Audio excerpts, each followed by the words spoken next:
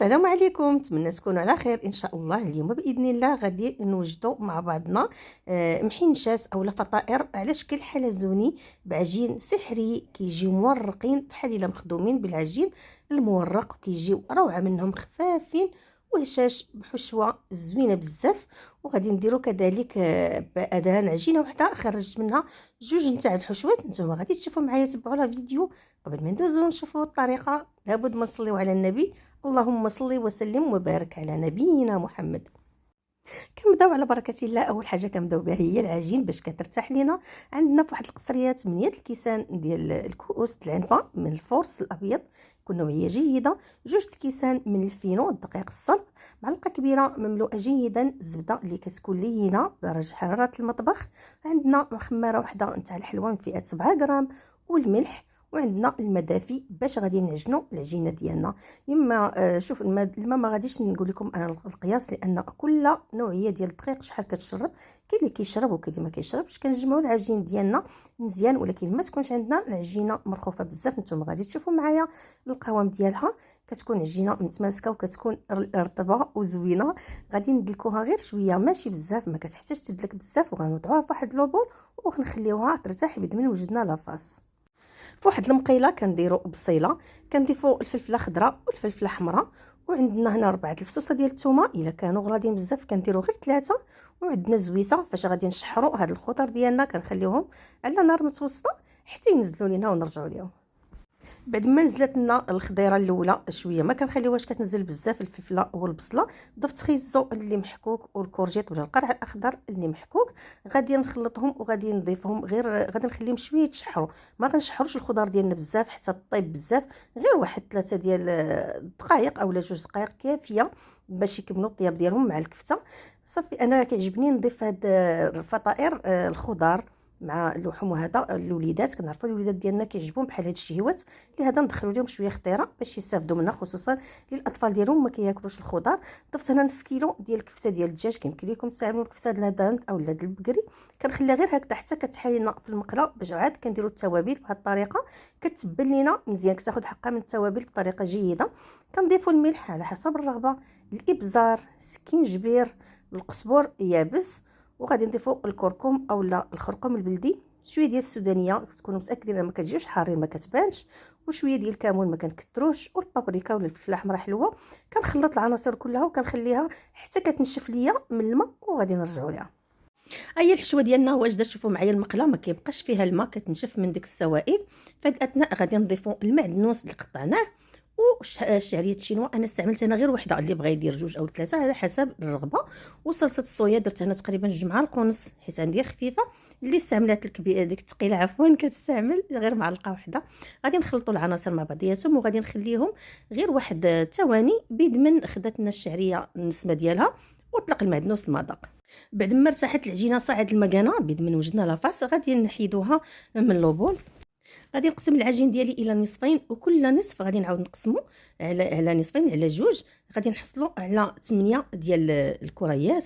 غادي نكونوا موجودين حدانا واحد البلاطو اللي غادي نبداو نشكلوهم ونوضعوهم فيه، اللي دهنها بزويته. وكذلك الكويرات نتاعنا غندهنوهم بزويته، وغادي نغطيوهم نخليهم شويه يرتاحوا ونرجعوا لهم. بعد ما ارتاحوا الكويرات ديالنا، خديت زلافه اللي درت فيها الزيت و3 المعالق كبار من نشا الذره ولا مايزينا. غادي نخلطهم. هذا المزيج هذا هو اللي غادي يورق لنا العجينه. شفتوا معايا العجينه ديالنا ما فيهاش الزبده، ما غاديش نورقوا بالزبده، فقط بهذا الخلط السحريه ولا هذه الخلطه السحريه، فهي كتعطيها واحد التوريق زوين. كنطلقوا اول كره مزيان حتى كيظهر سطح العمل كيولي شفاف. كندهنوها بهذاك الزيت ومايزينا، كنشكل هكذا على 2 وكناخذ عاوتاني القليل منه وكنشكل هكذا مربع. بعد ما كنضيفوه كناخذ الكره الثانيه كنطلقها بنفس الطريقه. شوفوا معايا العجينه كيفاش هي رطبه وحنينه وزوينه، كتمشي معنا بكل سهوله. واخا ما دلكناها ما والو، فهي تمشي معنا طايعه رطبه مزيان مشكله فقاعات بشكل كبير. هذا كيدل على ان المشمن عندنا زوين. صافي غادي نطلقها بنفس الطريقه، وغادي نضيف الخليط نتاع الزيت ومايزينا، وغنوضع الظرف الاول في وسط منها، وغادي نطوي وغادي نزيد عليها شويه ديال الزويته، وغادي نطوي المربع وغادي نكمل هكا بنفس الطريقه. غادي نعاود معكم وحده ثانيه. كنبسطوا العجينه ديالنا ولا كنطلقوها مزيان حتى كيظهر لنا سطح العمل. كندهنوها بهذاك الخليط اللي درنا الخلطه السحريه، وكنطوي هكذا الجنبات وكنعاود ندير شويه ديال الخليط ديال الزيت ومايزينا وكنطوي هكذا على شكل مربع، كنحصلوا على واحد الظرف بحال المسمنه، كنخليوه جانبا وكناخذوا كره ثانيه اللي كنبسطوها مزيان ولا كنطلقوها مزيان حتى كيبان لينا سطح العام. شفتوا معايا العجينه زوينه يا البنات بزاف، نتمنى تعتمدوا هذه الوصفه. وكنوضع الظرف الاول في قلب منها وكندير زويته وكنطوي كيف ما شفتوا معايا، وكنعاود ندير زويته ومايزينا وكنشكلها هكذا على شكل ظرف كبير. كناخذوا اول رغيفه كنبسطوها هكذا باليد ديالنا حتى كنحصلوا على واحد الظرف كبير على شكل مسمنه، كنطلقوها مزيان. وغادي ناخذ الموس نتاع البيتزا ولا القطعه ديال البيتزا وغادي نقطعها الاشرطه يكونوا متساويين هكا بهذه الطريقه هذه. فهاد الاثناء البنات انايا شعلت الفران ديالي لان الطريقه دغيا كنعمروهم دغيا كنشكلوهم على شكل حلزوني، ما كياخذوش لنا وقت بزاف. خاص الفران ديالنا يكون سخون مزيان باش كندخلوهم ما كيتحلوا لينا من الوسط، كيجيو مرقين وكيجيو زوينين. كناخذ كميه من الحشو كنوضعها في وسط العجين. انا هاد الطرف الشريحه هذه كثرت فيها الحشوات، عمرتها شي شويه هورتها ماشي مشكل. كنلف هكذا العجين على نفسها، مجرد ما كتجي على بعضها فهي كتلصق، ما كنحتاجوش نلصقوها لا بالماء لا بالبيض لا حتى شي حاجه، هي مجرد هي بوحدها كتلصق حتى عندنا العجينه زوينه طايعه مزيان. صافي غادي نلفها بهذه الطريقه هذه وغادي نبدا كنشكلها على شكل حلزوني، كندوروا لداخل وتنشكلوا على شكل حلزوني.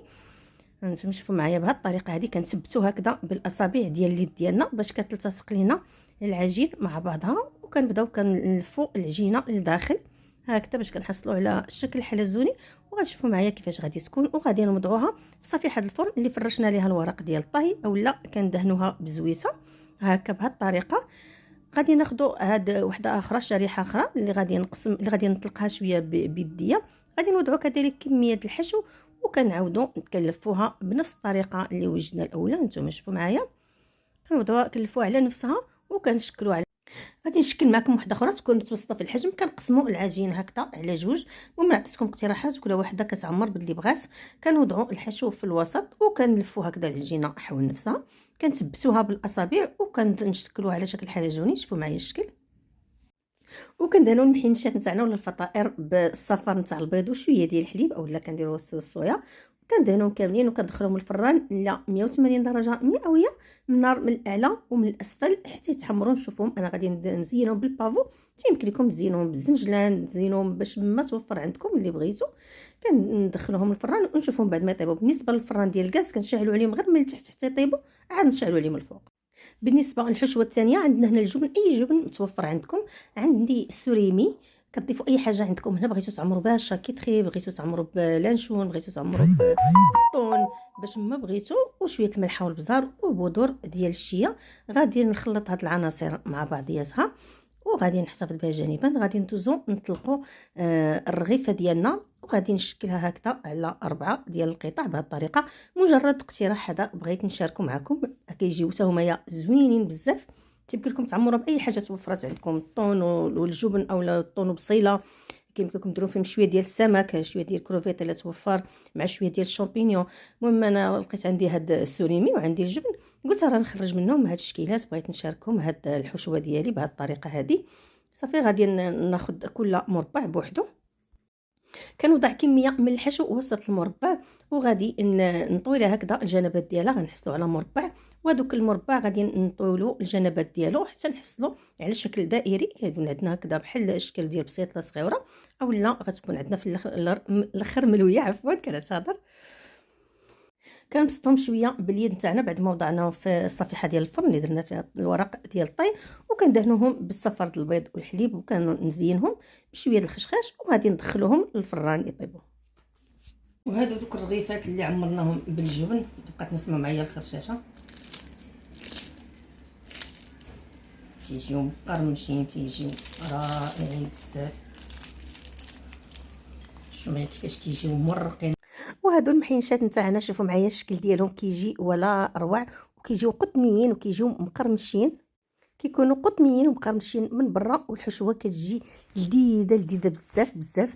نتمنى تجربوا هاد الفطائر ديالنا وينالوا اعجابكم وفضلا وليس امرا بارطاجيو الفيديو مع الاهل والاحباب باش تعم الفائده، وكذلك ما تبخلوش عليا بالضغط على زر الاعجاب.